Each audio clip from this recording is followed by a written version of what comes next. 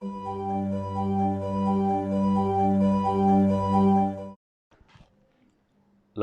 cartas que el apóstol Pablo enviaba a las iglesias previamente a su visita no eran únicamente saludos, sino que estas cartas realmente revelaban ciertos principios que deberían de regir y deben de regir nuestros comportamientos aún dentro de la misma iglesia. El apóstol Pablo en 2 de Corintios, en el capítulo 2 y en el versículo 1, manifiesta el deseo de llegar a la iglesia de Macedonia, pero él se determina a sí mismo con qué actitud él quiere llegar a la iglesia. Y esto es importante porque nosotros debemos de ser conscientes con qué actitud nosotros nos acercamos a la iglesia, al cuerpo de Cristo, sabiendo que nuestros comportamientos de alguna manera ministran la vida de las personas. No solamente son las palabras, no solamente son las enseñanzas las que ministran la vida de nuestros hermanos, sino también nuestra actitud, nuestro comportamiento, nuestro estado de ánimo.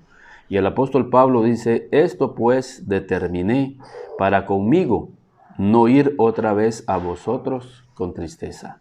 El apóstol sabe la importancia que tiene el ánimo a la hora de influenciar la vida de las personas que están a nuestro lado. Por eso Hebreos dice: mirad bien, no sea que brotando alguna raíz de amargura os estorbe y por ella muchos sean contaminados. Pero no solamente es la amargura, un estado de ánimo que afecta a nuestro grupo, sino que también la tristeza que muchas veces embarga nuestras vidas por las diferentes circunstancias de la vida.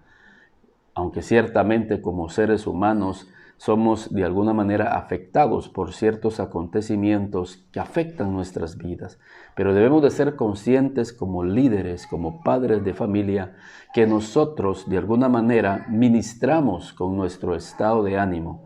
Y Pablo se determinó a sí mismo no ir a la iglesia con tristeza.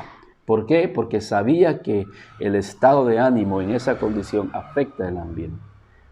Ahora, esto nos lleva a un punto importante. Si el apóstol, siendo un líder de la iglesia, no quería afectar con su estado de ánimo hasta cierto punto la iglesia, porque es el cuerpo de Cristo, preguntémonos nosotros: ¿qué estoy haciendo yo?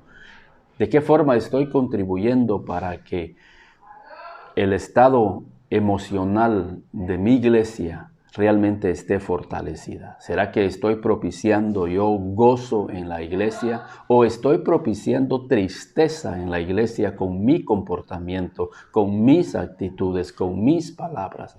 Porque si nosotros estamos provocando tristeza al cuerpo de Cristo, puede ser perjudicial no solamente para la iglesia en sí, sino para mi propia vida. La Biblia dice que si alguno destruye el cuerpo, Dios lo destruirá a él. Y muchas veces nosotros enfocamos ese versículo solo pensando en el cuerpo de nosotros, en qué le estoy metiendo a mi cuerpo. Pero pensemos qué le estoy haciendo al cuerpo de Cristo, porque Él está muy interesado en ese cuerpo. Y nosotros debemos de ser conscientes que si yo estoy edificando el cuerpo va a edificar mi vida y Cristo va a edificar mi vida. Pero si yo estoy destruyendo el cuerpo de Cristo, Cristo puede también destruir mi vida. Y eso lo hace claro Pablo ahí en el versículo 7. Así que a tal persona esta reprensión hecha por muchos, porque había una persona que le estaba causando tristeza al cuerpo. Y Pablo dice: así que al contrario, vosotros más bien debéis perdonarle y consolarle para que no sea consumido de demasiada tristeza. Pablo está diciendo a ese que está causando tristeza al cuerpo: debemos de perdonarle, debemos de consolarle. ¿Por qué? Porque a raíz de su actitud al cuerpo está siendo consumido por mucha tristeza. Muchas personas dicen: no entiendo por qué estoy siendo consumido por esta tristeza. preguntemos cómo ha sido nuestro comportamiento con relación al cuerpo de Cristo. Si yo estoy cuidando el cuerpo de Cristo o le estoy causando tristeza al cuerpo de Cristo. Porque si esa es nuestra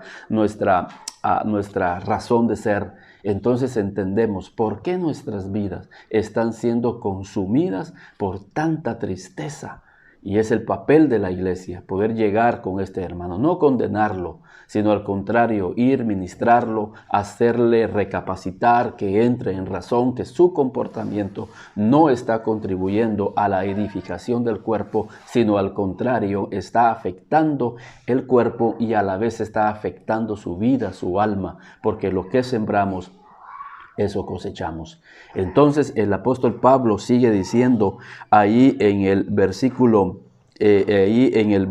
quiero que me acompañen, siempre ahí más adelante, en el 11, para que Satanás no gane ventaja alguna sobre nosotros, pues no ignoramos sus maquinaciones. Entonces tenemos que reconciliarnos, porque si le estamos causando tristeza al cuerpo, estamos dándole lugar a que Satanás entre y utilizando nuestras vidas como instrumentos de iniquidad para poder dañar al cuerpo. Y por eso es que cuando el enemigo entra, no solamente llega a querer afectar el cuerpo como colectivo de la iglesia, sino que nosotros mismos somos afectados y somos sumidos en una depresión, en una opresión, en una tristeza que muchas veces no entendemos, pero ahora por la palabra entendemos cuál ha sido mi comportamiento con relación al cuerpo de Cristo. ¿Estoy contribuyendo a la edificación de mis hermanos?